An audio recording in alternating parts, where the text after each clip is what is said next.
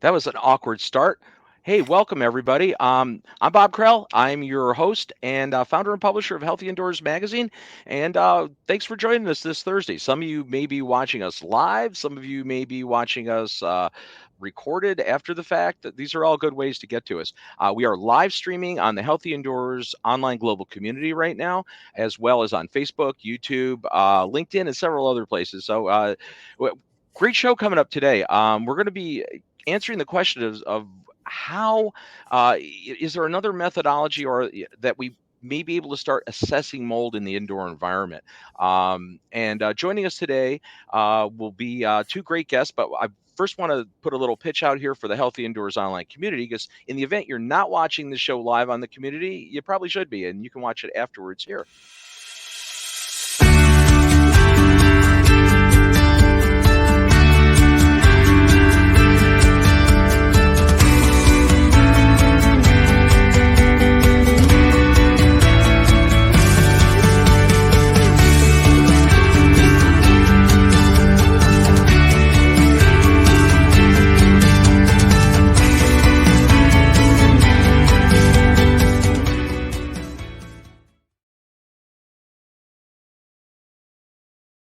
All right. So, the community is a platform that we've had out there for in beta for about a year now, but we're really actively promoting it. And this is like where we live stream from and all other kinds of stuff. It's not just really a content place, but it's more of a networking and a literal online community where you can engage with others from all over the world on various different disciplines. So anyway, today's show is kind of interesting. We're joined today by Dr. Michael Pinto from Wonder Makers Environmental, and Rachel Reboulet from, she's Director of Laboratory Operations at AirAnswers. I almost jumped in and said the old company name. It happens. It's okay. Yeah, I know. So Michael is a long time consultant and professional in this industry. He's well known in many spheres. He's been around. I guess as long as me, right? Probably. I mean, we're old now. You're really skating on thin I ice know. there, Well, Robert. no, Thank but you I mean it in very a much. very affectionate and positive way. 40 You've been involved years, as a my consultant, friend. a trainer. You've been actively involved with organizations, doing presentations at industry conferences, and writing papers, authoring articles. We'll get to that in a moment. Also, you've been active on many committees, Yeah, standard setting and everything. So, yeah, that's yeah. what happens when you've been doing this for 4 decades. So you actually have been doing it 40 years. Wow. So Yeah, Wow. so you've been there a little longer than me, because I'm at like 36 now. yeah, Wow. yeah. You were Well, just a baby when I uh, was I was I when was a you came child. I in. was only 14 when I started. No, not at all. So Rachel, you're the newcomer. So, No, so I'm a newbie here. yeah. So today's show has been is predicated. Michael authored an article in Healthy Indoors magazine. Actually. Uh, Back in April and May, it ran. It was a two-part series talking about a comparison of AirAnswer sampling technology to standard Spore Trap samples for mold investigations. And interesting, very interesting read. If you haven't read it thus far, we'll have the links in the comments available. But certainly, it raises some questions, as to what maybe we can do with this new technology. So I guess without further ado, we'll get into it a little bit, right? The Again, it's a new technology in that you've been out for a couple years though, right? Since Yeah. you So it's not that new. It's not like it came out last week. Um, Well, I think, Bob, I'm going to cut in for just a second though, Please do. because the interesting thing about this is that the Air Answers technology has been out there for multiple years, but they were focused on the allergen sector of the industry. So they really came up with this technology and found out that it worked great to measure airborne allergens, and so cat and dog allergens and dust mites and all of that stuff. And that was their initial focus. And now they're um, understanding, and that's where we came in, helped them to understand that the technology is actually very useful in the mold arena as well as for the allergens. So that was one of the things that attracted me to them, is that it wasn't like you said, it wasn't, well, we're 2 weeks old and we think we can make a difference in the mold arena. Yeah, okay, come back to me in a couple of years, right? Mhm. Because you and I have both seen the latest flash in the pan, whether it be a chemical or a piece of equipment or sampling or whatever it is. And then it just doesn't have any legs, and Mhm. you don't want to be associated with it. This one is very different. I'm excited about it. I'm intrigued, I think is probably the best word. Absolutely intrigued by it, because I still don't understand all of the things that I think it might be able to do for us. Well, I know we had Rachel on the show last year, earlier last year. We talked about this technology a bit back then, Yeah. and it is unique in that there's a lot of different layers to it. It's almost like peeling the skin of the onion, right? I mean, there's Oh, you can do a it lot with it. really is. We can do a lot with it. Like Michael was saying, our main focus before was allergens, and then we found out, wow, this device captures all types of biological contaminants in the air. And what else can we capture with this? And what other assays can we develop to in the laboratory to detect these particular contaminants? So we've kind of evolved over to different kinds of molds. So we test mold to the genus level. We have powdery mildew for the cannabis growers. That's very important to them. We're actually able to detect COVID, so we've been able to do that. Viruses, which are particles down to zero point 0.1 micron in size. And then we're constantly looking at what we can add next, what assays people want, so then we can add that to our laboratory menu. So, Michael, you got again, this was you came to us with this article a few months back, proposing doing it, and I was like, yeah, this seems interesting because obviously this is it's a new twist to collection, right? It's not the assays, the actual analysis is all standard analysis protocols for the most part. Although I did see that you've got Rachel, something called LAL. We can get into that a little bit later, Mhm. which is that's a proprietary thing that you guys do. It's actually it's beta glucan. It Okay. uses a certain type of pathway called the LAL, but it's a beta glucan assay where we detect actively growing mold. Okay. Um, so, Michael, give us a little bit of a rundown of what you mentioned that you saw this technology and you knew that it was being used. I'm assuming that you were interested in it initially for allergen testing, and you know, or how Actually, did I guess the question is to both of you. How do we get to using this for mold? okay. So from my perspective, it was a little bit more straightforward than that.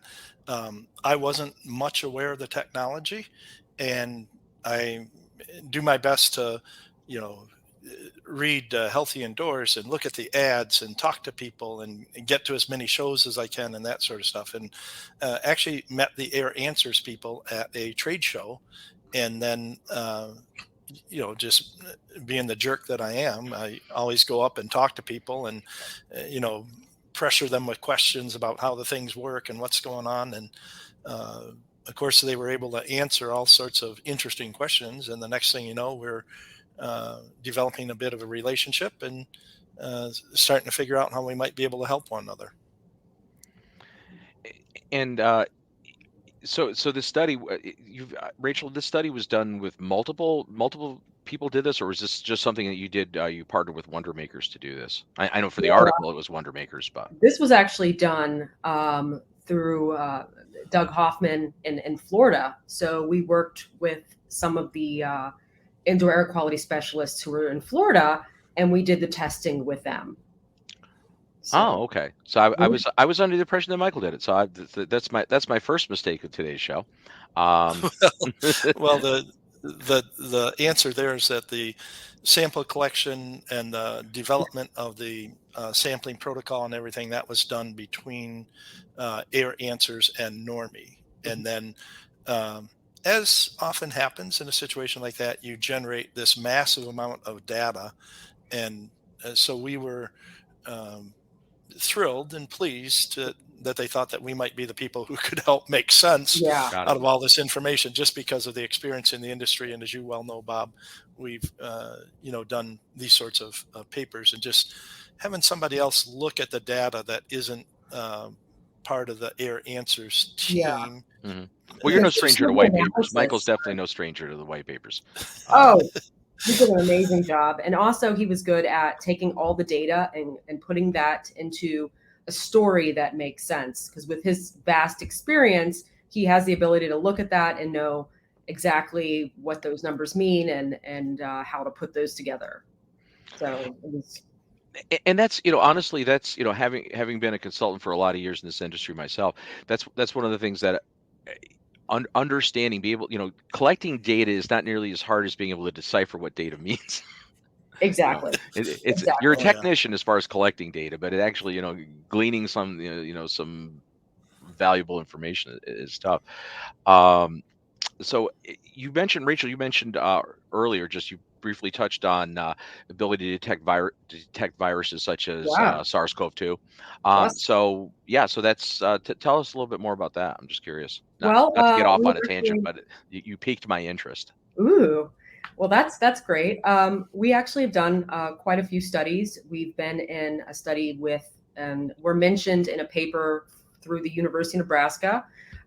They used our device for COVID analysis in a school, and they used it to compare the air testing to the surface testing. So we were able to show that we were able to detect COVID in that particular school. We've also done studies with the University of Chicago, which showed COVID detection in hospital settings. And we were also able to we did 2 environmental chamber studies where we collected COVID in an environmental chamber. So we've been able to validate that our device does in fact capture SARS-CoV-2, which has been wonderful. So that I would think that that technology would also be applicable maybe for other Yes. airborne born viruses, right? So any type Yep. of pathogen, really. So I guess one of the key points here is that you're able to capture very small particles. Yes, Yeah. down to zero point 0.1 microns, which is like viruses. So we're Mhm. able to collect those. So one of the interesting thing is in developing some of our menus that we have in the laboratory is we're looking at certain viruses that people are interested in, bacteria, and there's just so many things that we can do with this device. So Michael, so in reviewing this data for the articles, and I'm assuming, I've known you a lot of years, so I'm sure you went in objectively, and I'm that way too. We've spent so many decades in the industry.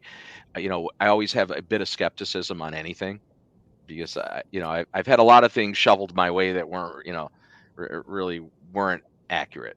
So, but when we did the interview with Rachel last year, definitely, and I met those guys prior to it, about a year prior to that, at a industry trade show.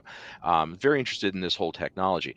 Mhm. Um, so in your article, you proposed this as maybe an augment to an augment, uh, an analytical, not analytical, but a capture protocol, or maybe something that could even be competitive against our standard Spore Trap.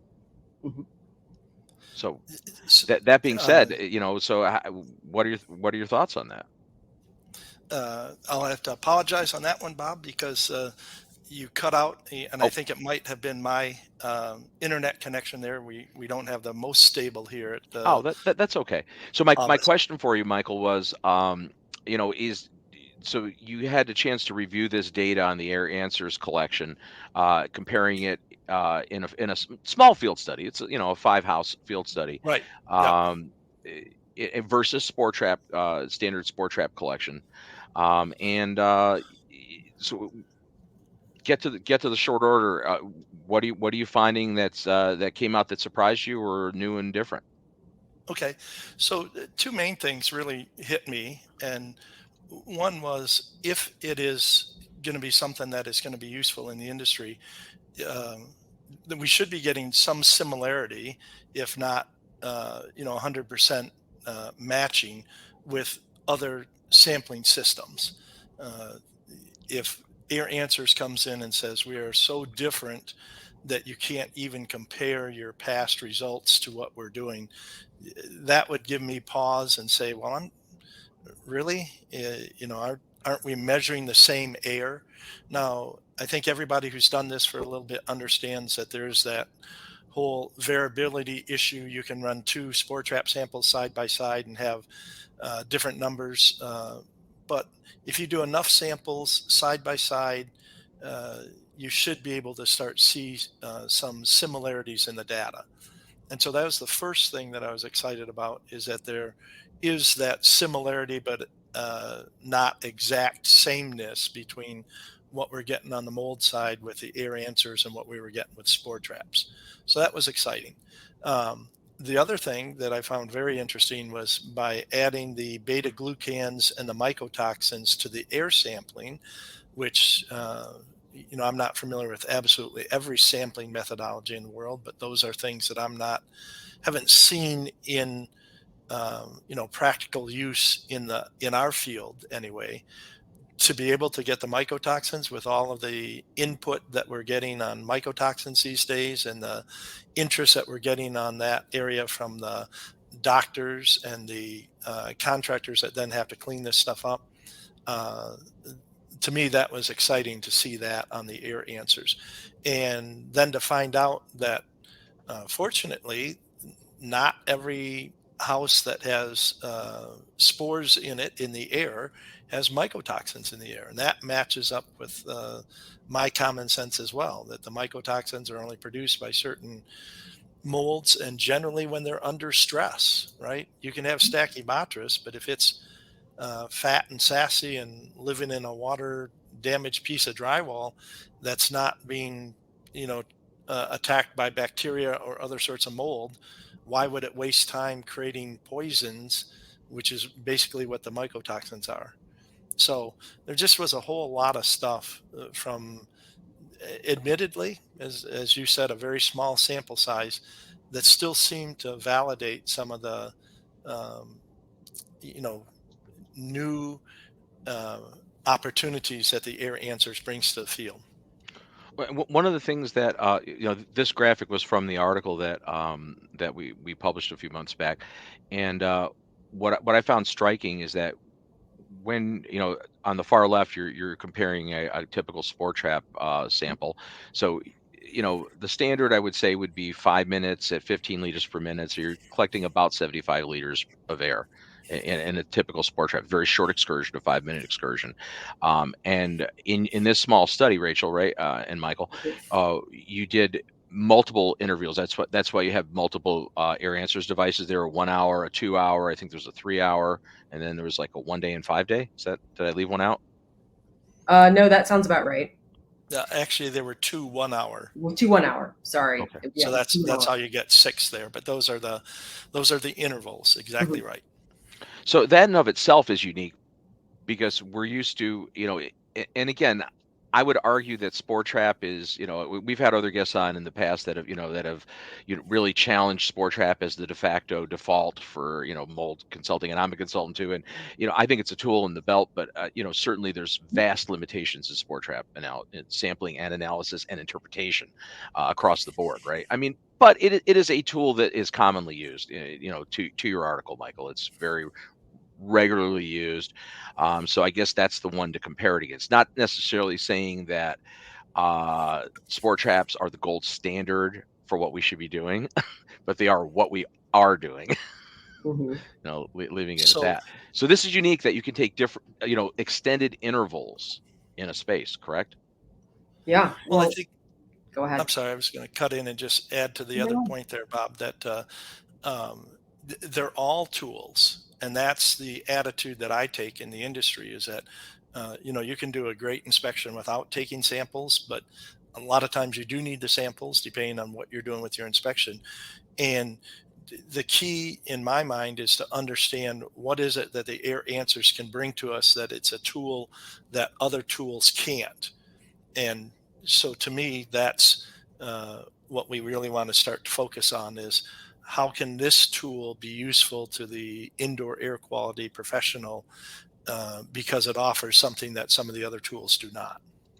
Well, I mean, one of the key points I would say that we have limitations with spore traps in that it's a very short excursion, it's a very limited volume of air, and the collection efficiency as far as the actual distance, far from the collection point isn't very far. So we're sticking a tripod in an environment. We're looking at one little volume of air, effectively what, 2.5 cubic feet ish of air. So that's a volume of air about this big in a typical spore trap. It's about what we have to look at. This device with an extended sampling ability, you're thousands of liters of air, right, are going through this device. Oh yeah, it's up to 150 liters of air per minute. So you're looking at more like hundreds of thousands of liters of air going through this device. So again, so intuitively you'd say that the more air you move through, the more reflective that would be of what maybe is occurring in the space, accounting for all the dynamics that are happening in a space. Oh yeah. Yeah.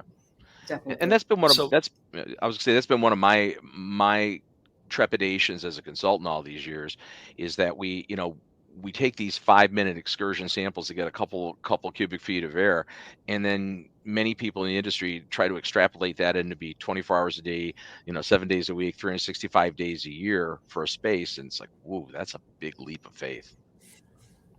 So one of the things I put in the article, I think, is just really excites me about something in the future that could and should, in my opinion, be standard in the industry, would be for the restoration contractor. I mean, you can take this AirAnswers and run it for up to 5 days. So why not take an AirAnswers, put it outside your containment, and run one sample over the 2 or 3 days that you're doing the work to help ensure that you actually have negative pressure and you're not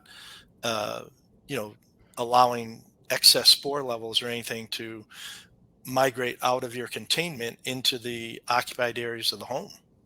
And well, I'd argue that a lot of contractors don't want that type of oversight, but that's another story. And you're right on that. But the point of the matter is that you can't practically do that with a sampling system that has to be changed every 5, or even, go twice as long, go to a 10-minute kind of excursion style sample. And how many of those would you have to run over the course of multiple days as compared to one AirAnswers? So different sampling technology, new things that are happening. And I think you're going to see, eventually the industry will pick up on this, and then you're going to see a lot of smart people, smarter than I am, trying to figure out how to use it. And it'll be like spore traps, right? From the standpoint that 20 years ago, they weren't using them the same way that we're using them now. Well, I mean, let's go way back because we're old guys, right? I mean, back in the original spore trap days, we were greasing our own slides with lithium grease. And I don't know if you were I was using an Allergenco, doing the multi-traces, which was interesting, but, just challenging. We're using a single Burkhardt unit to try to get a spore trap. Spore traps were not easy in the early 90s at all. Yeah, well, I'm gonna try and one up you there, brother, and say, did you ever use a roto rod where you had to grease the glass rods that spun around in the air? No, I saw those, and I could just see a consultant with one of those and a sling psychrometer doing this simultaneously. I just seemed a little crazy. Well, anyway, let's just say that the technology has improved. But sure. Again, those are the things. If we're not moving forward in the industry, then we're dead, right? So I get a kick out of talking about all the old stuff on occasion and everything, but I don't want to go back to rotor rods. I don't want to go back to greasing my own slides. I don't want to go back to, trying to figure out if I've got the right amount of adhesive in a thin layer right where I need it. That's just crazy talk. Well, I mean, the ethics, again, if we're trying to capture small particles, and particles, drop out at different rates due to size, you got the Brownian effects, you've got air currents. I mean, there's all these factors that it seems to me the larger volume of air you look at, the more indicative that's going to be of what's happening in the space. No question about it, right? You take a very short excursion, very limited volume, and you take it at one strata or one height, basically, you miss a lot. There's no question about it. So this is exciting in that regard, and the fact that you can do multiple assays off of a single sample, that seems beneficial. Oh yeah. One of the so here's a question for I guess it's more for Rachel, but Michael too. Looking at this, is the time factor one of the reasons that spore traps became popular? Is well, two reasons. Cost, because and now I sound like Monty Python bit. Two of the three reasons, it's basically the cost, the convenience, right? Easy to handle, you know, Hmm. almost indestructible, somewhat. And you can have a quick turnaround time. Direct microscopy literally could be read in the field. Somebody could have a field scope and read it right there. So how does that compare to what you're offering with your technology? I know the samples have to be shipped to a lab and analyzed. So turnaround. Well, Yeah. what's the turnaround time? For beta glucan, which is our test for actively growing mold. So we use that as an indicator for actively growing mold in the environment. It's a 24-hour turnaround time once it gets to the laboratory. So it's a pretty good amount of time. And one of the benefits also from using, AirAnswers versus the Spore Trap is our device. It doesn't just capture the spores, but it also captures the smaller mold fragments in the air, as well as beta glucan itself, which is given off by actively growing mold into the air. So we're able to get a better overall reflection of the mold that's particularly growing in the space versus just a small amount of spores. And this technology, the device basically it looks like a passive unit, right? But is there a fan, or how does it actually work? It uses technology called electrokinetic capture. I should have brought kind of a form to show you guys what it looks like. But on the Mhm. inside of the device, there is a high voltage wire. Um, when you plug the device in, that high voltage wire causes a congregation of positively charged ions, electrons, and they're moving around the wire. There is with the spore trap, they use like a cassette, the aerosol cassettes. We have a cartridge. So the metal electrodes on that cartridge have a negative charge. So any particulates that come in contact with that positive airflow get captured onto the metal pieces on this cartridge. So there's no pump. It doesn't make any noise. You plug it in. The only way you can tell it's on is there's a ring at the bottom and it lights up green. So it's pretty interesting new technology. Yeah, and so is there an issue with overloading with this type of device? I mean, that's the other question I have. Because Michael and I will both tell you that that's one of the concerns when you use a spore trap, right? Is Oh, with this, not at all. intervals and not overloading it so it's not readable. Mm-hmm. Nope, no overloading issues at all with this type of technology. Interesting. Mm-hmm. So, I mean, So Michael, your I was just going thoughts. I was gonna say, what elaborate. anyway, one of the things that's interesting and building on what Rachel just said there is that once you have that capture and then they take it off and they're using that quantitative polymerase chain reaction, so you are able to look at the fragments and some of the smaller things, and that's why their results come back very much like an ERMI sample, which is using the same sort of technology, and you're getting it reported as spore equivalents rather than just spores. So when we're looking at it optically on a spore trap sample and you've got a broken spore, if if there's not enough of that spore to actually give a positive determination as to what that is, it's in there. It might get counted as miscellaneous or unidentified, but with a qPCR, Mm-hmm. you're actually able to take that fragment of a spore, you're extracting some of the DNA from it, and so you're actually you're able to tell, as Rachel said earlier, right down to the genus level what that is. Well, but that's qualitative. So, but I'm also understanding, at least from the article, that there's a quantitative aspect of that as well, right? That you actually can tell We do quantity? provide the concentration. So our laboratory, as Michael was saying, uses polymerase chain reaction. It's qPCR. It's the same type of methodology that's used when you have a COVID sample and you have it sent in and you have it tested with PCR. So we're looking at the sample down to the genetic material. So even if you have a piece of the spore or smaller fragments, we're able to detect that and to quantify that using this device in our type of testing. And I mean, again, I've been a big proponent in always looking at any of these indoor environmental investigations, especially mold-based ones, at looking at things multiple ways, right? If you just live by one sampling methodology, one technology, in my mind, I think you miss things a lot. You have an opportunity, it's like you have the blinders on, the 6 men from Indostan story with the elephant. It's like it, and I've said that so many times, but it seems like if you look at a very limited window, you get a very limited picture. And I would suggest that a Spore Trap does give you a certain window of information that qPCR doesn't. That analyzing for beta D glucan may not.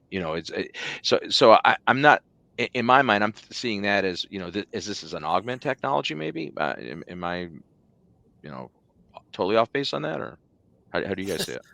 Well, I don't think so. I think you're right on because the other analogy that gets used all the time is if the only tool you have in your tool belt is a hammer, everything looks like a nail. And if the only thing that you're using is spore traps, then every health issue that somebody brings up or every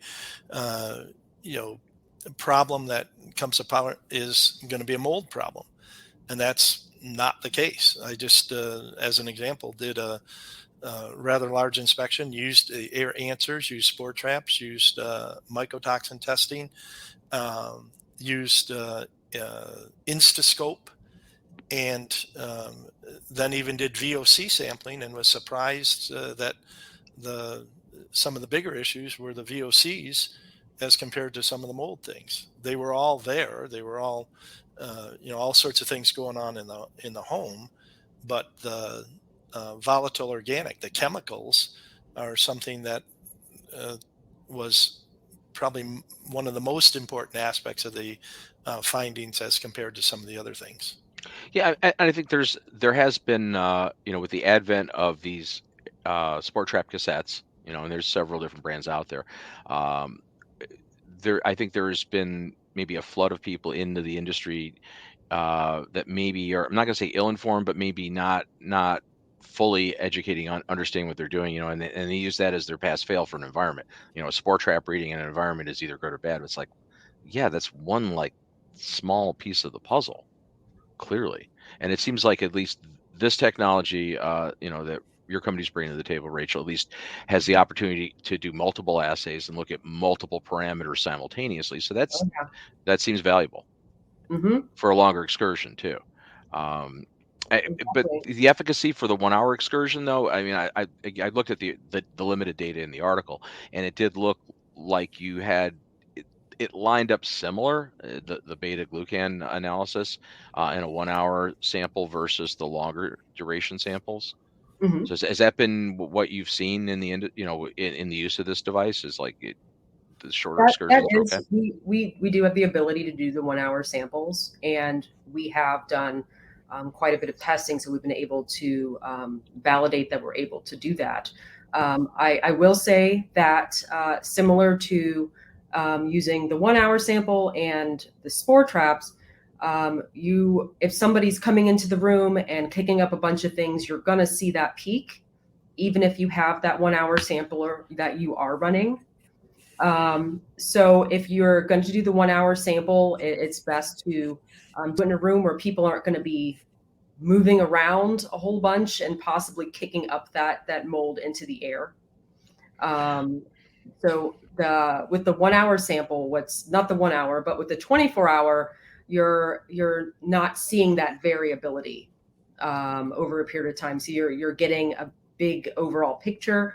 The 1 hour, it does work really well, but again, I wouldn't be running around and moving around it, because if there's any big peak, or if it captures a large amount of mold that's going to the air all at once, it's going to show up high. Well, so I mean, you're doing this more of a quiescent type sampling methodology, right? Where you're just trying to just get what's happening. There's been a lot of discussion in the industry of doing uh, either I'm going to get the term wrong here. Aggressive sampling has been used in asbestos, but the augmented type sampling protocols for spore traps, where you actually do so you generate some disturbance in the space. Mhm. Um, so that's something that, again, you're looking at more. You're looking at a longer term excursion for the collection time, as opposed to a 5-minute spore trap where you're really Correct. trying to get a profile of a space very quickly. So Mhm. I guess the enhanced sampling protocols with your technology wouldn't make sense, right? They would probably skew it. Well, I mean, it's going to be similar to what you would see with particularly the spore trap itself, because the spore trap, even though you're running it for a short period of time, it is very susceptible to any kind of variability in the air. I mean, you can run it in one area for a short period of time, and then you can run that area again next hour and get completely different results. So, Sure. Well, you can it, run them side by it, side and get different results. I mean, come on, exactly, you know that. exactly. So this is the same. You run it for an hour. If a bunch of people are kicking things around it, you might see that little bit of increase. And so it is a little more susceptible to any kind of variability, versus the 24-hour, which you're not going to see. If someone kicks a bunch of mold around in the room, you're not going to see that high peak. You're going to see it all kind of balance out, so that you're going to get a better picture of everything that's going in the particular room for that period of time. But we have validated the 1 hour. The 1 hour does work if you want to use it for a shorter period of time. If you want to get in and out of an establishment, you have to get in there, and you're doing a bunch of things and set it up, and you can get out, and that's fine too, and that works just as well. But like the spore trap, you're going to deal with a little bit of variability. Which makes total sense. I So, would. elephant in the room. Pricing. Because obviously spore traps became maybe the favorite son due to speed, right? Being able to turn around Yeah. rapidly, and because they got very cost competitive as far as the services, analysis services got fairly inexpensive. So, how are we stacking up? You have multiple assays here. I know qPCR isn't inexpensive. So where are we at with this? Well, what's interesting about using our device is you don't have to use multiple aerosol cassettes. So when you're doing spore collection, you're going to use multiple in different areas of the house, and you got an outside sample. With our device, you use just one per area, 2,500 square foot home, or if it's a larger establishment, then you might want to put one on, another floor or something like that, and just keep all the doors on the internal side open, so it gets a good reflection of what you're being exposed to on a regular basis. But when you look at the price cost with the spore collection and the number of samples that you're going to need versus one of ours, it ends up actually being cheaper to use just ours.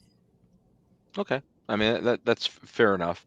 So, Eh, Bob, Michael, I'm going yeah, to jump in on that if you don't please mind. do. And I, and I understand, it's not a perfect world, and we do have to consider cost and everything. But I just share with you the majority of inspections that I'm doing these days. Uh, they want answers, and that's why we're doing multiple different types of sampling, and that is going to drive up the cost. So one of the things I like about the Air Answers is that I can take that test and I can send it in for the mold uh, uh, assay, so to speak. And then if it turns out that that doesn't help me, or maybe I don't send it in for the mold, I send it in for the mycotoxins because I got Spore Trap side by side or something that is going to give me the mold information until I see something unusual. and then I'm able to go back to the AirAnswers lab and say, well, okay, I didn't initially want the mold stuff. I only wanted the mycotoxins, but now I want the mold. Or I didn't want the mold or the mycotoxins. I'm trying to control my costs. I only wanted the beta glucans, but now I see some stuff. So I want you to go back and take a look at this. And that ability, from my standpoint, to go back and relook at that sample and actually run different analysis. And this is coming from a guy who really understands the spore traps and knows that I can go back and reanalyze the spore traps, but I'm getting the same, I'm basically getting the same information, whereas they're able to do the analysis in different ways and give me completely different information. That is cool from my perspective. And is the same collection cassette capable of doing the allergen sampling simultaneously, or is that do you have a separate collection device for that? I'm just curious. No, it actually, if you want to, let's say you want to do a mold test and you want to run it over a 5-day period of time, the allergens have to be done due to our testing and the type of sampling we've done. It has to be over a 5-day period of time to get an overall accurate picture of some of these allergens, especially if you're looking at like cockroach and everything that are going to be on the lower end of the spectrum. Sure. But you could do, let's say you do a beta glucan assay, which is our actively growing mold screening assay. You can add on other, like our genera testing, our mycotoxin testing. We have a new panel coming out for immunocompromised individuals. You can add that onto it. So we keep it in the laboratory for 60 days. So you can add on these different types of testing. Got it. And that can be from one collected 5-day sample. Yes. Can do all that. Okay. That's advantageous. Yeah. 5-day sample. The 5 days if you want to add on if you want to have the allergen testing. But if you have a 1-hour beta glucan sample that you want to do, and we have it in the laboratory, you can ask us, hey, can you test it for mycotoxins? Can you test it for mold genera? So we have the ability to keep it for 60 days so people can add on other testing as needed. So I've got to raise the question too with mycotoxin testing, at least it's the general school of thought, I think, in the industry is that it's mainly collected via surface sampling more so than than air sampling. So have you been doing that? I guess what have you seen the results? Because the study didn't seem to detect mycotoxin, but again, 5 samples. That's not very many, or 5 sample sites. We have been seeing it in quite a few samples. Have you? Okay. Yeah. So we have, and what we're detecting itself is it's the type of assay we're doing is an expression assay. So we're looking at the mold that's expressing the particular mycotoxins. So when it's in the when it's actively expressing a particular mycotoxin, that's what we're detecting. Okay. So explain that. I was like, the term expressing, I don't want to sound ignorant, but we're looking at like certain laboratories that are looking at parts per billion mycotoxins, they're detecting the chemical itself. Okay. What we're detecting is the mold that's expressing the mycotoxin. So when that particular mold is expressing mycotoxin, we're able to detect that part that it's expressing. So what happens, Bob, just as the layperson's analogy here is that if you have ever seen any of those super micrograph pictures of the mold spores, and they blow them up like 100,000 times or something like that. Sure. And the mycotoxins are essentially exuded or expressed or, released, pressed out. And they're heavier compounds. I mean, when you see them on these photographs, like I said, these greatly magnified photographs, it actually looks like little tar balls or something that's coming right out of the edge of the spore. So that's for the standard surface mycotoxin testing. And I have to admit, I'm not, a laboratory person like Rachel, but they actually have to get some of that liquid that's that then volatilizes and gets into the air. That's what they have to get for the mycotoxin testing from the surface. That's also my understanding of what they're measuring on the biological samples of the mycotoxin when they get somebody's urine and check that for mycotoxins. They're literally checking the residue from that mold spore. And Rachel's process there at AirAnswers, they're looking at the spores, and they have a way of identifying which of those spores are at the point where they're pressing out or releasing that mycotoxin. Okay. Mhm. That's what I'm here for, by the way. I take all this scientific stuff and I try and make it in a Well, in a way that you're really good at it. So people understand. Well, that's, quite honestly, that's But what that's I've been part of the doing for business. Yeah. multiple decades, is to take scientific stuff and understand it enough that you can explain it in layperson's terms. And Mhm. I think that's why I'm successful as an instructor as well. I can Yeah. share that with people. So Well, I mean, that's critically important. I mean, especially, clients, certainly, it's easy to recognize that with consumers, residential lay people, but even people that are facilities managers and, they're not experts in these areas. They No, call not it. at all. So I found in my career, 35 plus years, always, I'm always been spending a lot of time educating people. You have to Mhm. explain, why are you doing this? Why are you doing that? What is the logic behind it? Um, I don't want to lose the point there on the mycotoxins if I can for a minute, just sure. to, again, keep completing these loops so that the audience here understands a little bit better about some of the capabilities of the AirAnswer. And that is that um, we do have the ability to analyze mycotoxins from surface samples. We have had the ability for several years now to analyze, as I said, mycotoxins in biological samples. To be able to take this leap and determine mycotoxins in the air, uh, as I said at the beginning of the show, this is one of the areas that just truly intrigues me, because I think that we're going to be able to start making more and more connections between environments and people's health. And we already know the allergens and the chemicals and just the regular dust particles and all sorts of things, mold spores, all of that has an impact on people's health. Mhm. And the more we can understand about how the mycotoxins impact it, I think the better off we're going to be. And so this particular technology in that arena just really seems to me to be something I'd love to see more people get involved with, and more testing done, and collating data not from 5 houses but 50 houses, Sure. 500 houses, Yeah. and start to see what those numbers look like. Well, being able to understand the pathways seems really important too.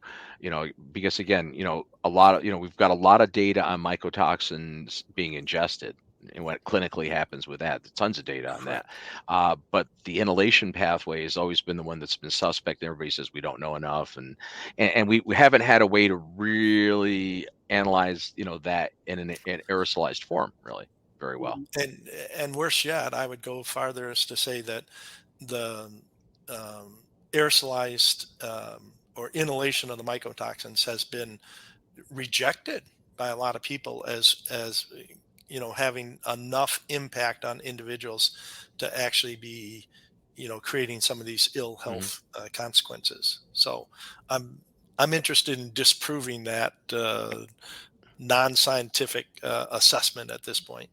Well, I'm very interested in getting more scientific assessment and learning more. Because I mean, I think we're still at in many ways at the infantile stages, especially at this industry with dealing with assessing mold and understanding the correlation with the human health impacts. I mean, like what spores per cubic meter, what does that mean to an individual, like that concentration of aerosolized in an environment, what is the physiological effect on an individual? We don't know that really. um, And how do you take that and match that with each individual? You've got not only the environment and the concentration, but the individual genetics of each person. Uh, these are these are questions that I think that we're getting closer to answering, and we're certainly starting to see some correlations. But we absolutely need to keep going here. yeah, I mean, they're super challenging questions. And Michael, so you've been dealing with this, in the industry for 4 plus decades. You don't look that old, but anyway, it, but you have to acknowledge that it is a challenge, right? I mean, this is certainly we get called on to go in as consultants, professionals get called on to go into buildings, go into facilities, whether it be somebody's residence or a commercial facility, public facility, and we're starting at ground zero and trying to there's so many different layers potentially, right, in indoor environmental investigation. Certainly biologicals could be part of it, but often they're not the only thing, and I think it's hard. It's very hard to try to communicate this information to the variety of clients we have to deal with, right? So they think we're going to have a tricorder like Star Trek and have a device, and Scotty's there, or what, or Doc is all, with the tricorder, seeing whether everything's good or bad, and test our air. How do we get past that, and how do we educate the public more, especially? And I'm gonna add a piece to this.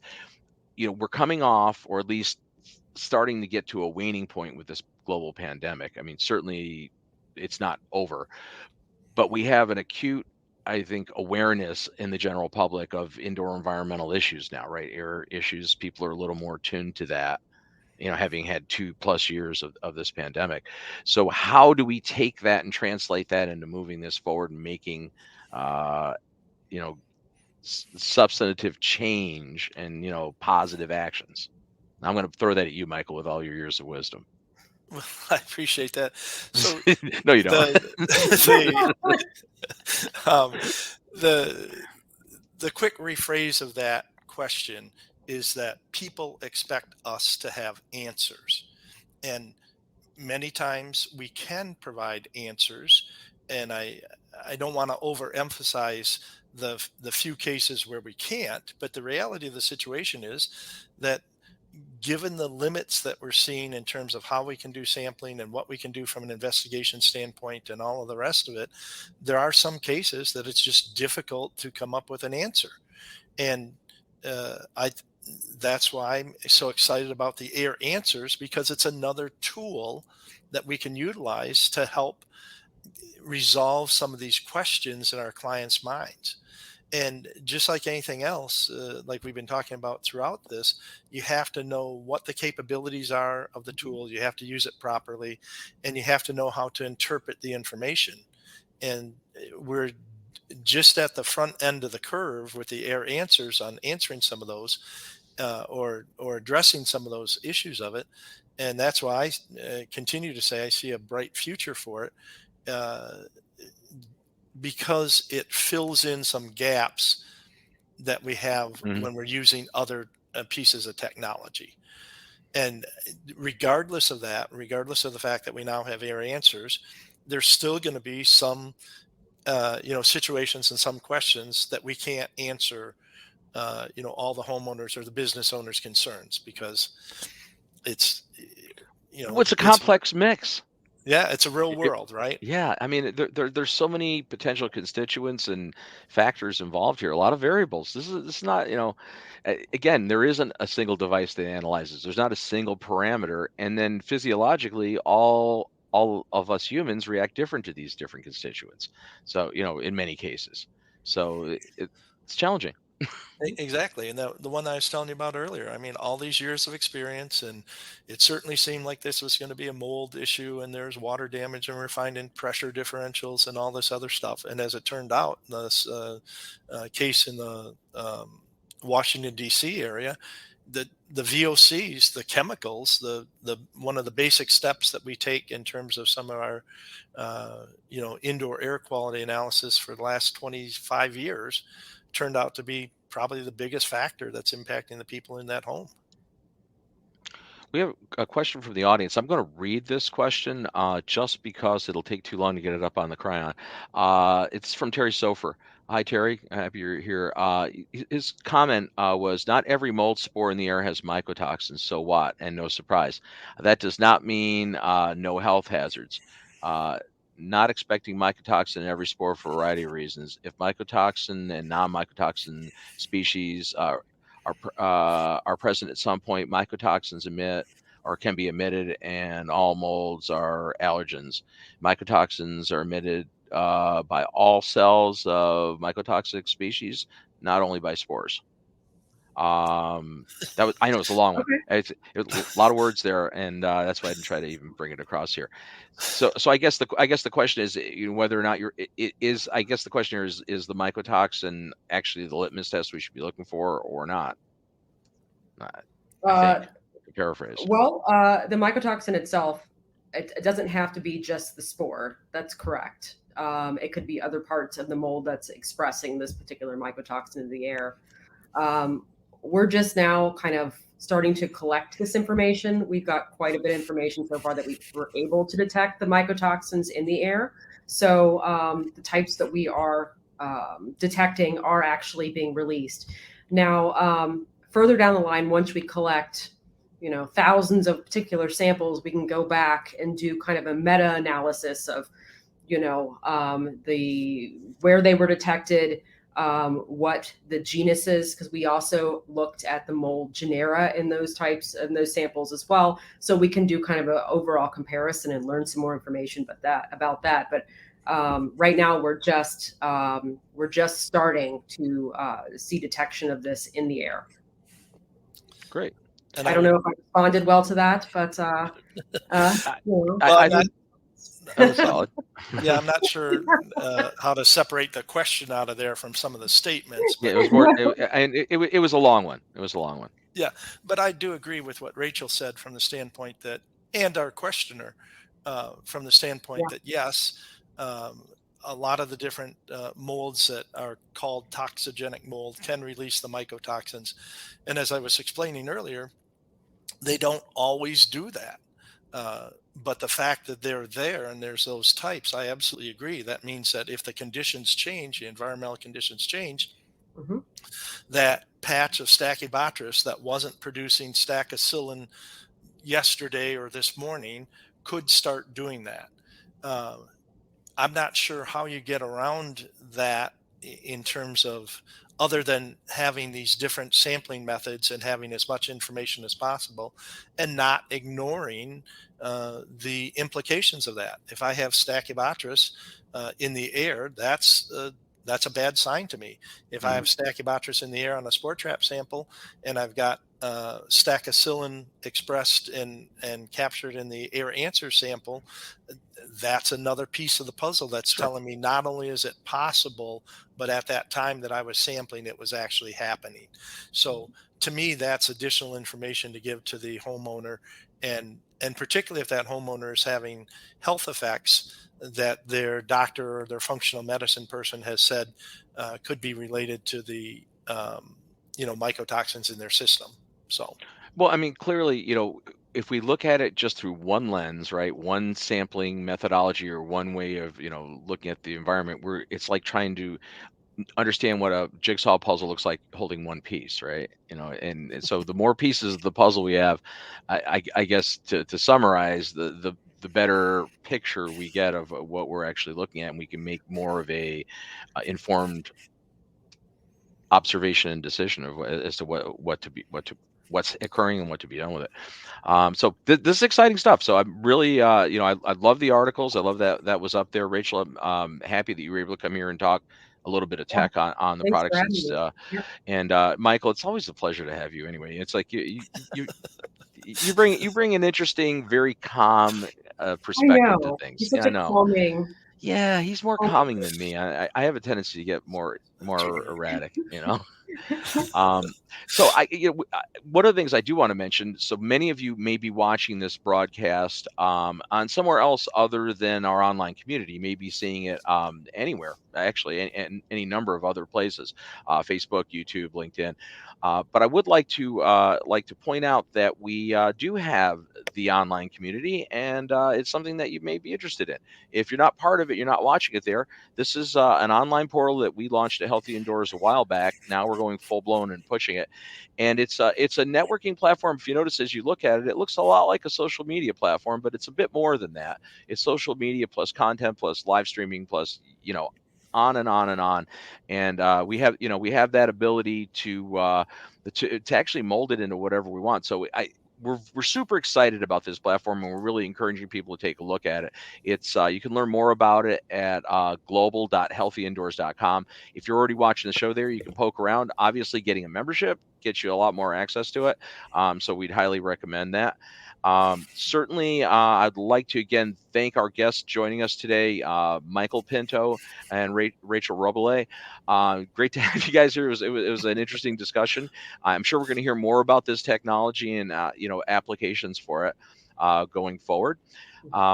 So thanks again, guys. It was great. It was great. Well, thank you. Robert, you're always interesting and fun person to chat with, and I'm hoping that maybe next time it will be at one of the conferences, and there can be an adult beverage in our hands. Ooh, well, see, don't tease me that way. No, yes, I do like having an adult beverage in my hand. I'm no stranger to that. And an in-person conference would be good. Again, there's a lot of questions online about whether we're quite ready to have massive gatherings together, and how long we're still going to have these hybrid online and in-person events, maybe forever. Which makes sense. So yeah, I guess with that. We're at the end of our time for this week because it always goes so fast. We have next week coming up next Thursday. Michael Rubino will be joining us as our guest, and we'll have some interesting conversation with him. He'll be a first-time guest on the Healthy Indoors Show, so we're looking forward to that. Following week, we have Jay West coming in from Chicagoland. He is one of our co-hosts on the monthly After Hours show, and that'll be interesting. So we're looking forward to both of those. So until next week, we'll be back here again next Thursday from 1 to 2 p.m. Eastern Daylight Time for the Healthy Indoors Show. I'm Bob Krell. Thanks for joining us this week, and looking forward to seeing you again soon.